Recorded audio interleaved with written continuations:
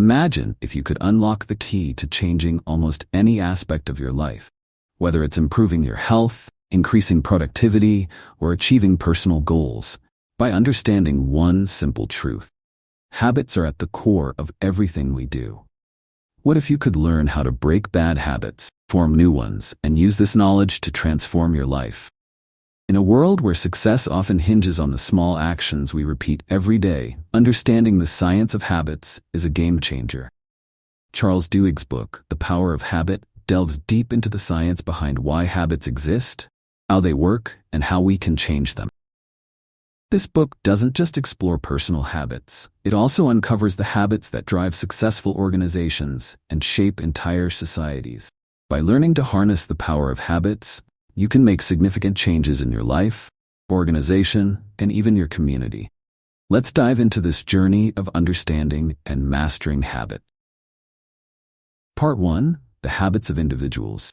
Chapter 1. The Habit Loop. How habits work. At the heart of the power of habit is a simple yet profound concept known as the habit loop. The habit loop is a neurological pattern that governs any habit, whether it's a personal ritual or a business routine. This loop consists of three key components: cue, the routine, and the reward. 1. Cue. The cue is a trigger that signals your brain to start the habit. It can be anything from a specific time of day, an emotional state, or a particular place. Cue acts as a reminder that prompts the behavior that follows. 2. Routine. The routine is the actual behavior or action that you perform when the cue is triggered. This could range from brushing your teeth to biting your nails, from grabbing a snack when stressed to checking your phone whenever you're bored. The routine is the most visible part of the habit loop. 3. Reward. The reward is the benefit you receive from completing the routine. It's the positive reinforcement that tells your brain this loop is worth remembering and repeating. The reward could be the satisfaction of a clean mouth, pleasure of a sweet taste, or the temporary relief of stress. Charles Duhigg explains that the habit loop is ingrained in our brains and allows us to perform actions automatically, without needing to think about them.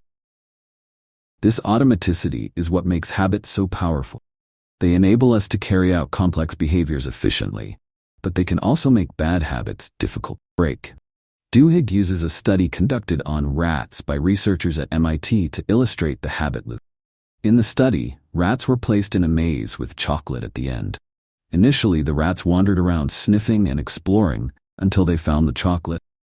Over time, as the experiment was repeated, the rats began to navigate the maze more quickly, heading directly to the chocolate. The researchers discovered that as the rats repeated the behavior, their brains essentially chunked the sequence into a habit loop. The sound of the click that opened the maze, cue, the routine of running through the maze, and the reward of finding the chocolate. This study showed that habits are formed as the brain starts to work on autopilot during routine activities, conserving mental energy for more complex tasks. The habit loop explains why habits are so enduring. They become neurological patterns that can be hard to change, but are also critical for efficiency and survival. The key takeaway from this chapter is that by understanding the components of the habit loop, we can begin to identify our habits and understand how they work. This knowledge is the first step in taking control of our habits, whether it's to break a bad habit or to create a new, positive one. Chapter 2. The Craving Brain. How to create new habits. While the habit loop explains how habits work, there's another crucial element that drives habits: cravings. In this chapter, Duhigg delves into the role of cravings in the formation of habits, explaining that it's not just the routine that reinforces a habit, but the craving for the reward that the habit provides. Cravings are the fuel that powers the habit loop. When a cue triggers a habit, it's often because your brain anticipates a reward, creating a craving that motivates you to perform the routine. Duhigg illustrates this with the story of Claude C. Hopkins, an advertising executive, turned the habit of toothbrushing into a national ritual in the early 20th century. Hopkins was hired to market a new product called Pepsodent toothpaste. At the time, few Americans brushed their teeth regularly, so Hopkins needed to create a demand for this new habit. He focused on the sensation of cleanliness, particularly the tingling feeling that Pepsodent provided. Hopkins advertised that using Pepsodent would remove the film on teeth, making them feel fresh and clean. This sensation became the reward that people craved, leading to the widespread adoption of toothbrushing. The success of Pepsodent showed that if people craved the reward, in this case, the tingling sensation and feeling of clean teeth, they would develop a habit of brushing their teeth every day. Hopkins had successfully created a new habit by tapping into a craving for a specific reward. To create a new habit, Duhigg explains that you need to establish a clear cue, define a routine, and provide a reward that triggers a craving. Over time, the craving for the reward will make the routine automatic. For instance, if you want to create a habit of exercising, you might find a reward that you'll crave, such as the endorphin rush, the sense of accomplishment, or the satisfaction of tracking your progress. As you repeatedly perform the routine, your brain will start to crave the reward, making it easier to stick to the habit. This chapter highlights the importance of cravings in habit formation. By understanding and manipulating these cravings, you can create new habits that improve your life. Whether you're trying to eat healthier, quit smoking, or develop a productive morning routine, focusing on the reward and the craving that drives it is key to making the habit stick. Chapter 3. The Golden Rule of Habit Change. Why transformation occurs. Changing a habit isn't just about willpower. It's about understanding and manipulating the habit loop. In this chapter, Duhigg introduces the golden rule of habit change, which is central to transforming habits. To change a habit, you must keep the old cue and the old reward, but change the routine. The golden rule of habit change works because it doesn't require you to eliminate the entire habit loop, which can be difficult and unsustainable. Instead, it alters the loop by substituting a new routine that delivers the same reward.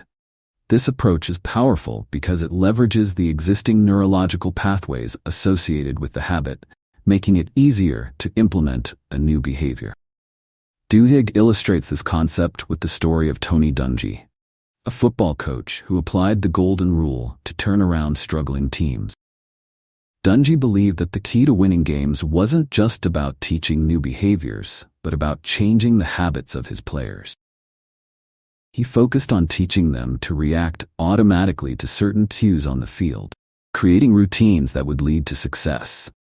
For example, instead of trying to get his players to think through every move during a play, Dungy trained them to recognize specific cues and respond with predetermined routines. By keeping the cues, the actions of the opposing team, and the rewards, winning the play or game, the same, changing the routine, the automatic reactions of his players, Dungy was able to transform his teams into champions. This strategy led to remarkable success, demonstrating the power of the golden rule of habit change. Duhigg explains that the golden rule is effective because it doesn't require you to fight against your brain's natural tendency to seek rewards after a cue is triggered. Instead, it works with this natural process, making it easier to adopt new routines. For instance, if you're trying to quit smoking, the cue might be a feeling of stress, and the reward might be relaxation.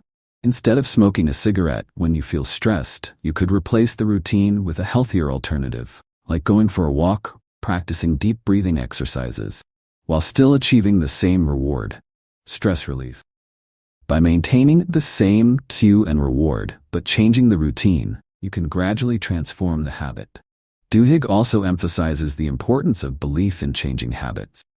For transformation to occur, you must believe that change is possible.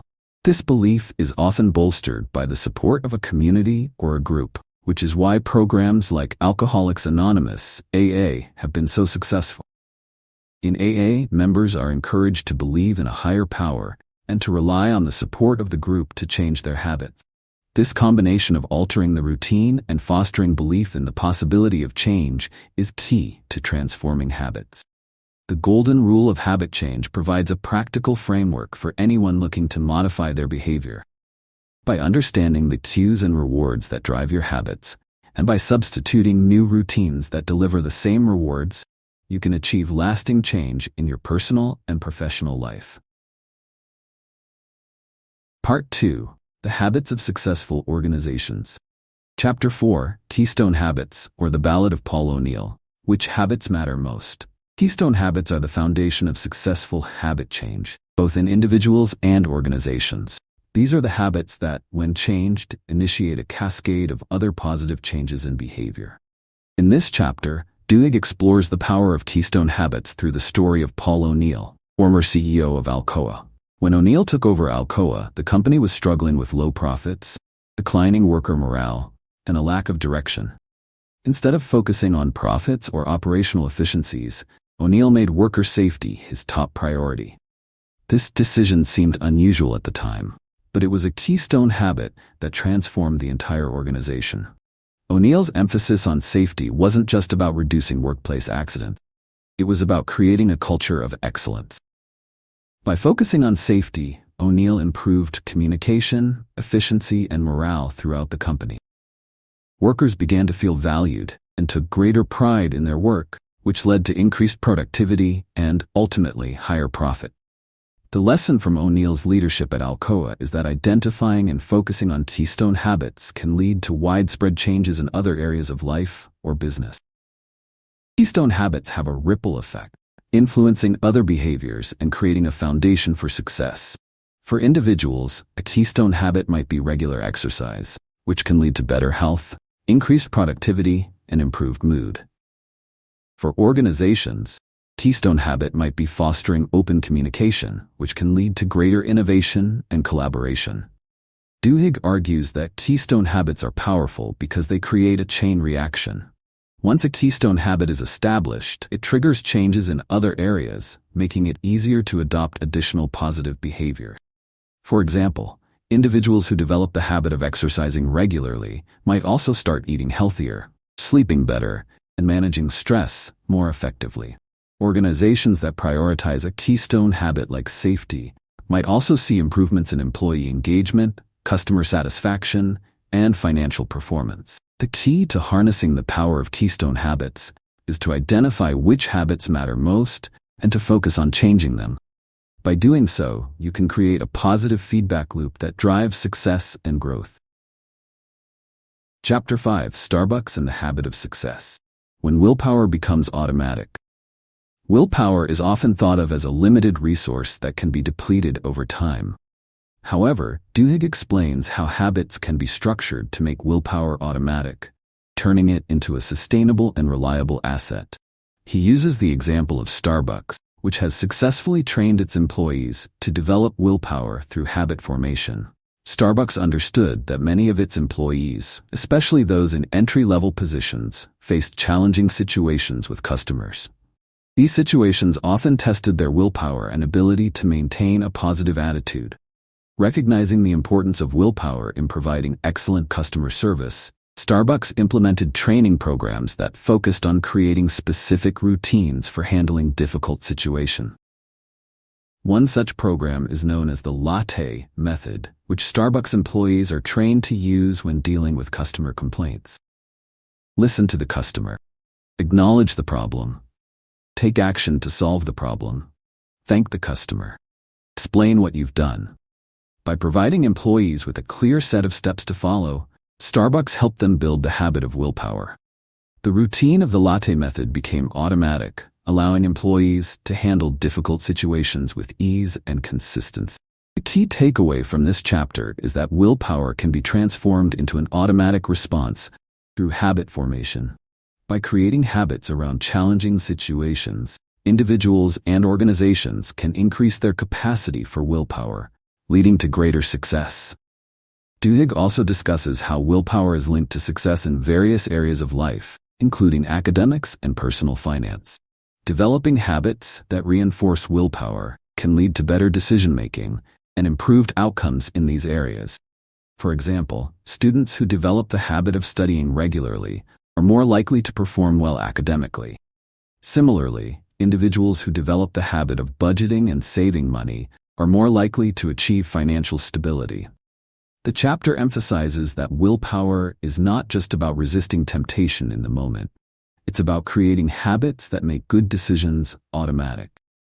By structuring your environment and routines to support willpower, you can achieve greater success in both your personal and professional life.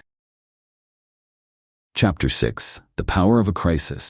How Leaders Create Habits Through Accident and Design. Crises often force organizations to reevaluate their habits and implement changes that would otherwise be difficult to achieve. In this chapter, Duhigg explores how crises can serve as catalysts for habit change, using the stories of the London Underground fire and the tragic events at Rhode Island Station nightclub as examples. In 1987, a devastating fire broke out at the King's Cross station in the London Underground, resulting in the deaths of 31 people. The investigation that followed revealed a series of systemic failures and outdated safety practices that had contributed to the disaster. Crisis forced the London Underground to overhaul its safety procedures, implement new training programs, and introduce modern safety equipment. Similarly, the tragic fire at the station nightclub in 2003, which killed 100 people, exposed critical weaknesses in fire safety regulations and enforcement. The aftermath of the fire led to significant changes in fire safety codes, improved emergency response procedures, and increased public awareness of fire hazards. Duhigg explains that in times of crisis, existing habits are often disrupted, creating an opportunity for leaders to implement new routines that can lead to long-term improvement. Crises expose the flaws in existing systems, making it clear that change is necessary. However, Duhigg also emphasizes that leaders don't have to wait for a crisis to make changes. They can intentionally design habits within their organizations to prevent future crises. By establishing routines that promote safety, transparency, and accountability, leaders can create a culture that is resilient in the face of challenges. For example, leaders might introduce regular safety drills, encourage open communication about potential risks, or create protocols for responding to emergencies. By embedding these habits into the organization's culture, leaders can prevent crises and ensure that their teams are prepared to handle unexpected challenges. This chapter underscores the importance of being proactive in creating positive habits within organizations rather than waiting for a crisis to force change. By designing habits that align with organizational goals and values, leaders can build a strong foundation for success. Chapter 7: How Target Knows What You Want Before You Do. When Companies Predict and Manipulate Habits. In this chapter, Duhigg explores how companies use data and analytics to predict and manipulate consumer habit, focusing on Target's use of predictive analytics to identify and target customers based on their purchasing patterns. Target's data scientists discovered that by analyzing purchasing habits, they could predict major life events, such as pregnancy, before customers even announce them. For example, a woman who starts buying unscented lotion, calcium supplements, and large quantities of cotton balls might be in the early stages of pregnancy. By identifying these patterns, Target could send targeted advertisements for baby products, often before the woman had even publicly shared the news. Target's ability to predict and influence consumer behavior through data analysis is a powerful demonstration of how companies can tap into the habit loop. By understanding the cues, specific purchasing behaviors and rewards, convenience of targeted offers, companies can create routines, shopping habits, that encourage customers to buy certain products. However, Duhigg also discusses the ethical implications of using data to manipulate consumer behavior. While these strategies can be highly effective for businesses, they also raise questions about privacy and the potential for exploitation. Consumers may not be aware that their purchasing habits are being monitored and used to influence their decisions. Duhigg emphasizes that understanding consumer habits is crucial for businesses to succeed in a competitive market. Companies that can predict and influence consumer behavior have a significant advantage. However, they must also consider the ethical implications of manipulating these habits and strive to use their insights responsibly. This chapter highlights the growing power of data analytics in shaping consumer behavior and the importance of ethical considerations in the use of this technology. By being transparent with customers and prioritizing their best interests, companies can build trust and maintain positive relationships while still benefiting from the insights provided by data analysis. Part 3: The Habits of Societies. Chapter 8, Saddleback Church and the Montgomery Bus Boycott. How movements happen. Movements, whether social, political, or religious, often arise from the collective habits of individuals. In this chapter, Duhigg examines how movements like the Montgomery Bus Boycott and the growth of Saddleback Church were fueled by the power of habits. The Montgomery Bus Boycott, pivotal moment in the civil rights movement, began when Rosa Parks refused to give up her seat on a bus to a white passenger.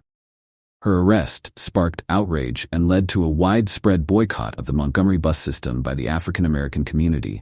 The boycott lasted for over a year and ultimately led to a Supreme Court ruling that segregation on public buses was unconstitutional. Duhigg explains that the success of the Montgomery bus boycott was due in part to the social habits that had formed within the African American community. These habits of unity, shared values, and mutual support allowed the movement to gain momentum and sustain itself over time. The boycott was not just an isolated event, but the culmination of years of social habits that had been cultivated through churches, community organizations, and personal relationships. Similarly, Saddleback Church, led by Pastor Rick Warren, grew from a small congregation to one of the largest churches in the United States by leveraging the power of habits. Warren understood that building a successful movement required creating habits of participation and community among his followers. By encouraging small group meetings, regular attendance, and active involvement in church activities, Saddleback Church became a model of how social habits can drive the growth of a movement. The chapter highlights that movements succeed when leaders understand and leverage the habits of the individuals involved. By creating new habits or tapping into existing ones, movements can gain the momentum needed to create lasting change. Duhigg emphasizes that for a movement to succeed, it needs to appeal to people's existing habits while also encouraging the development of new ones. Leaders play a crucial role in this process by shaping the cues, routines, and rewards that drive collective behavior. Whether it's through social pressure, moral conviction, or a shared sense of purpose, movements thrive when they tap into the habits that unite individuals and drive them to take collective action. Chapter 9, The Neurology of Free Will. Are we responsible for our habits? The final chapter of The Power of Habit addresses the question of free will and personal responsibility in the context of habit. Duhigg explores the neurological basis of habits and raises important ethical questions about accountability. Through the story of Angie Bachman, a woman who developed a gambling addiction, Duhigg examines how habits can sometimes overpower an individual's ability to exercise free will. Bachman's habit of gambling became so ingrained that it led to financial ruin and personal despair. Despite recognizing the destructive nature of her habit, she found it difficult to break free from the cycle of cue, routine, and reward that had taken control of her life. Bachman's case raises the question of whether she was responsible for her actions or whether her habits had taken control. Duhigg explains that while habits are powerful, individuals still have the ability to change them through awareness and effort. However, this process requires a deep understanding of the habit loop and a commitment to altering the cues, routines, and rewards that drive behavior. Duhigg also discusses the legal and moral implications of habit-driven behavior. In some cases, individuals may argue that their habits, formed over time through a combination of personal experiences and environmental factors, diminish their responsibility for certain action. However, Duhigg emphasizes that while habits can be difficult to change, they are not beyond our control. Chapter concludes with the idea that by understanding how habits work, we can take responsibility for our actions and make conscious choices to create better habits. Duhigg encourages readers to recognize the power of habits in shaping their lives and to take proactive steps to change the habits that are not serving them well. This final chapter serves as a reminder that while habits are a fundamental part of human behavior, they do not absolve us of responsibility. With the right tools and mindset, we can take control of our habits and create positive change in our lives. Conclusion: Mastering the Power of Habit. The Power of Habit by Charles Duhigg offers a comprehensive exploration of how habits shape our lives, influence organizations, and drive societal change. By understanding the habit loop, cue, routine, and reward, we can gain control over our behaviors and make conscious choices that lead to positive outcomes. The book demonstrates that habits are not just individual quirks, they are powerful forces that can be harnessed to create success in both personal and professional realms. Whether you're looking to break a bad habit, form a new one, or drive change within an organization, the insights from the power of habit provide a roadmap for achieving your goals. By applying the principles outlined in the book, you can take charge of your habits and create a life that reflects your highest potential. Remember, the power to change is in your hands. Master your habits, and you'll master your destiny. If you found this summary insightful, make sure to hit the like button and subscribe to Beyond Books for more in-depth book summaries and life-changing insight. Leave a comment below with your thoughts on the power of habit and how you plan to apply these principles to your life. Join our community of readers and lifelong learners as we explore the ideas that shape our world. See you in the next video.